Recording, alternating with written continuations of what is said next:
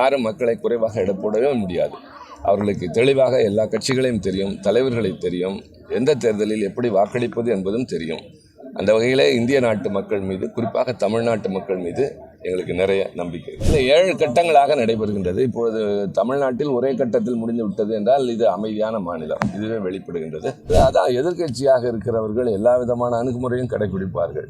ஒருவரை தோற்கடிக்க முயற்சிக்கிற போது அல்லது ஒருவர் வேண்டாம் என்கிற போது இல்லாதை சொல்வார்கள், இட்டு கட்டுவார்கள், அல்லது வேறு வகையிலே அவர்கள் செய்வது என்பது இயற்கை தான். இதிலெல்லாம் நான் ஆச்சரியப்பட வேண்டியதும் இல்லை, வருத்தப்பட வேண்டியதும் இல்லை. தவறில்லை. அதனாலே நம்முடைய வேட்பாளர் அவர் பாட்டுக்கு தன்னுடைய வேலையை பார்த்து கொண்டிருக்கிறார், நாங்களும் பார்த்து கொண்டிருக்கிறோம். சிலவற்றை பற்றி நாங்கள் கவலைப்படுவதில்லை. திருச்சி வெஸ்ட்ரி மேல்நிலைப் பள்ளியில் என்னுடைய வாக்கினை நான் பதிவு செய்திருக்கிறேன். வரிசையில் நின்றோம். கொஞ்சம் மெதுவாக வாக்குப்பதிவு ஆகி கொண்டிருக்கின்றது. அந்த வாக்களிக்கின்ற அந்த இயந்திரத்தில் அந்த பீப் சவுண்ட் கொஞ்சம் தாமதமாக வருகின்ற காரணத்தினால் காலையிலிருந்து அப்படி இருப்பதாகத்தான் சொல்லுகிறார்கள். விவிபேட்டிலும் நான் சரிபார்த்தேன்.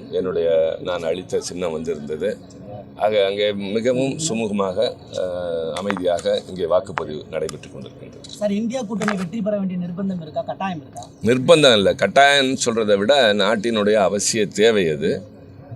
ஆட்சி மாற்றம் என்பதற்கான காரணம் ஒரு அனுபவத்தின் அடிப்படையில் மக்கள் இத்தனை காலம் வாழ்ந்தது எந்த நிலையில், நிம்மதியுடன் வாழ்ந்தார்களா, தேவைகள் கவனிக்கப்பட்டதா என்று பார்க்கிற போது, அப்படி இல்லாத சூழ்நிலையில் மாற்றுக்கு யார் என்று கேட்கிற போது நாங்கள் எங்களை முன்னிறுத்தி அவர்கள் ஏற்றுக்கொள்ளக்கூடிய நம்பத்தகுந்த சில வாக்குறுதிகளை நாங்கள் தந்திருக்கிறோம்.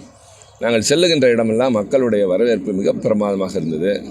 முதல்வருடைய சுற்றுப்பயணம், அவருடைய உரைகள், தம்பி உதயநிதி ஸ்டாலினுடைய சுற்றுப்பயணம், அதுபோல் சொற்பொழிவாளர், நான் சென்ற இடங்களெல்லாம் மக்களுடைய அதாவது இந்த ரெஸ்பான்ஸ் அப்படின்னு சொல்கிறது மிகப்பெரிய அளவில் இருந்தது. சாதாரணமாக தான் நிற்பார்கள். ஆனால் இந்த முறை கருத்துக்களுக்கு தலையசைப்பதும் பின்னர் வரவேற்றதும் திருப்பி அனுப்பியதும் மிகுந்த ஆனந்தத்தோடும் உற்சாகத்தோடும் அனுப்பியது மிகுந்த நம்பிக்கை தந்தது. ஆக எங்களுக்கு நிறைய நம்பிக்கை இருக்கிறது. தமிழ்நாட்டை பொறுத்தவரை முதலமைச்சர் சொல்வது போல எல்லா தொகுதிகளும் நாங்கள் தான் வெற்றி பெறுவோம். அதே போல் மத்தியிலும் எங்களுடைய ஆட்சி அமையும். பாஜக தலைவர்கள் பல முறை தமிழ்நாட்டுக்கு வந்திருக்காங்க. அதற்கு ஏதாவது பலன் கிடைக்கும்னு நினைக்கிறீங்களா? ஏன்னா சில கருத்து கணிப்புகள் 2வது இடத்துக்கு பாஜக வந்துடும், அதிக சீட்டுகள் வாங்குவோம் இப்படிலாம் சொல்கிறாங்க. இதை பற்றி என்ன நினைக்கிறீங்க? அதாவது தேவையை பொறுத்து தான் வருகிறார்கள். இதற்கு முன்பு தமிழ்நாடு மக்கள் பாதிக்கப்பட்ட போது இந்த பக்கம் வராதவர்கள் இப்போது வருகிறார்கள் என்றால் இது தேர்தலை பொறுத்து தான் என்பதை மக்கள் உணர்ந்திருக்கின்றார்கள்.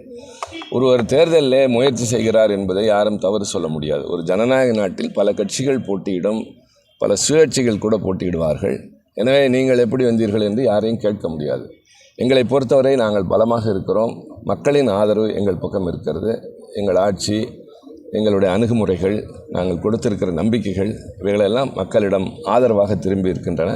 அது இந்த தேர்தலில் முடிவு வருகின்ற போது நிச்சயமாக மக்களுக்கு தெரிய வரும். சார், உங்களுடைய அரசியல் அனுபவம் பெருசு. பாஜகவுடைய வளர்ச்சியை நீங்கள் இந்த தேர்தல் முடிவில் பார்ப்பீங்கன்னு சொல்லிட்டு அவங்க சில பிரச்சாரங்கள் பண்ணுறாங்க. அந்த விஷயத்தை நீங்கள் எப்படி? அவர்கள் சொல்வது அதுதான் நான் முதல்ல சொன்னேன். எல்லோருமே தங்களை பற்றி மிக சிறப்பாக பேசுவது என்பது இயற்கையான ஒன்று. அதில் எவ்வளவு உண்மை இருக்கிறது என்பது மக்களுக்கு தெரியும் என்பதை விட எங்களுக்கு தெரியும் என்பதை விட ஊடக நண்பர்களான உங்களுக்கு தான் நிறைய தெரியும். ஆனால் கருத்து கணிப்புகளில் பல கலவையாக வருது. அதை பற்றி உங்களுடைய கருத்து? கலவையாக வருகிற போதே தெளிவாக தெரிந்து கொள்ளலாம். சில கருத்து கணிப்புகள் எப்பொழுதுமே முழுமையாக சரியாக இருப்பதில்லை. இப்போ நிறைய வந்திருக்கிறது. முன்பெல்லாம் 1, 2 என்று மிக கூர்மையாக செய்த காலம் ஒன்று உண்டு. இப்போது நிறைய வருகின்றது. அதைவிட மக்களுடைய மனநிலையை நாம் உணர்வது தான் உண்மையான கருத்து கணிப்பாக இருக்க முடியும். அது எங்களுடைய பிரச்சாரத்தில் எங்களால் தெரிந்து கொள்ள முடிந்தது. மிகுந்த நம்பிக்கையோடு இருக்கிறோம். இந்தியா ஒரு ஜனநாயக நாடு. மக்களுடைய தீர்ப்பு எப்பொழுதுமே சரியாகத்தான் இருந்திருக்கின்றது. யாரும் மக்களை குறைவாக எடை போடவே முடியாது. அவர்களுக்கு தெளிவாக எல்லா கட்சிகளையும் தெரியும், தலைவர்களை தெரியும், எந்த தேர்தலில் எப்படி வாக்களிப்பது என்பதும் தெரியும். அந்த வகையில் இந்திய நாட்டு மக்கள் மீது, குறிப்பாக தமிழ்நாட்டு மக்கள் மீது எங்களுக்கு நிறைய நம்பிக்கை இருக்குது. நீண்ட நாள் தேவை நினைக்கிறீங்க? எலெக்ஷன் முடிஞ்சு இல்லை, 7 கட்டங்களாக நடைபெறுகின்றது. இப்பொழுது தமிழ்நாட்டில் ஒரே கட்டத்தில் முடிந்து விட்டது என்றால் இது அமைதியான மாநிலம், இதுவே வெளிப்படுகின்றது. மேற்கு வங்காளத்தில் 7 கட்டங்களும் நடைபெறுகின்றன. அது மாதிரி வேறு சில மாநிலங்களும் நடைபெறுகின்றன. முக்கியமான டெல்லி போன்ற உத்தரப்பிரதேசம் போன்ற பகுதி கடைசி நாள் வரை நடக்கிறது. பஞ்சாபில் கூட அப்படித்தான் நடைபெறுகின்றது. ஆக இந்த பெரிய ஒரு பரந்த நாட்டிலே 140 கோடி மக்கள் இருக்கிறார்கள். அதில் 100 கோடிக்கு மேல் கிட்டத்தட்ட வாக்காளர்கள் இருக்கிறார்கள். அப்படிப்பட்ட சூழலில் அங்கங்கே இருக்கின்ற சூழ்நிலையை வைத்து சில இடங்களில் ரெஸ்ட்லெஸ் அன்ரெஸ்ட் இருக்கக்கூடிய பகுதிகள் இருக்கின்றன. அதனால் தான் ஒரு மாநிலத்தில் 7 கட்டங்களாக நடைபெறும். ஆக எப்பொழுதுமே எல்லா கட்டங்களும் முடிந்துதான் வாக்குகளை என்பது இயற்கை. அந்த இயந்திரங்கள் பாதுகாக்கப்படும், அந்த நம்பிக்கையும் இருக்கின்றது. நம்முடைய கட்சியை சார்ந்தவர்கள் மட்டுமல்ல, அரசாங்கத்தினுடைய அதிகாரிகளும் அதை முறையாக பாதுகாப்பார். ஆனால் இப்போ இந்த நீண்ட இடைவெளிக்கு தேர்தல் நன்னடத்தை விதிமுறைகள் அமலில் தான் இருக்க போகுது.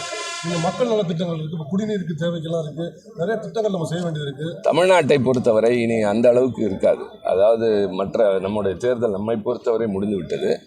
தேர்தல் முடிவுகள் என்பது வருகின்ற வரை நம்மை பொறுத்தவரை அதில்லை. இங்கே தேர்தல் நடக்காத மாநிலங்களில், அடுத்தடுத்த கட்டங்கள் நடக்கக்கூடிய மாநிலங்களில் அந்த நடத்தை விதி இருக்கு. எனக்கு இது வரைக்கும் இந்த 50,000 மேலே பணம் கொண்டு போக முடியாது, மக்கள் ரொம்ப அது அநேகமாக தளர்த்தப்பட்டு விடும். இன்றோடு அது தளர்த்தப்பட்டு விடும். தேர்தல் முடிந்த உடனேயே நம்முடைய மாநிலத்தை பொறுத்தவரை அந்த விதிமுறைகள் இருக்காது என்று தான் நான் நம்புகிறேன். இப்போ நேற்று வந்து சுயேட்சை வேட்பாளர் ஒரு 5 பேர் சேர்ந்து இப்போ மதிமுக வேட்பாளர் வந்து தகுதி நீக்கம் செய்யணும், ஏன்னா ஓட்டுக்கு 250 ரூபா கொடுக்குறேன்னு சொல்லி குற்றம் சாட்டியிருக்காங்க. அதை பற்றி அதான் எதிர்க்கட்சியாக இருக்கிறவர்கள் எல்லா விதமான அணுகுமுறையும் கடைபிடிப்பார்கள்.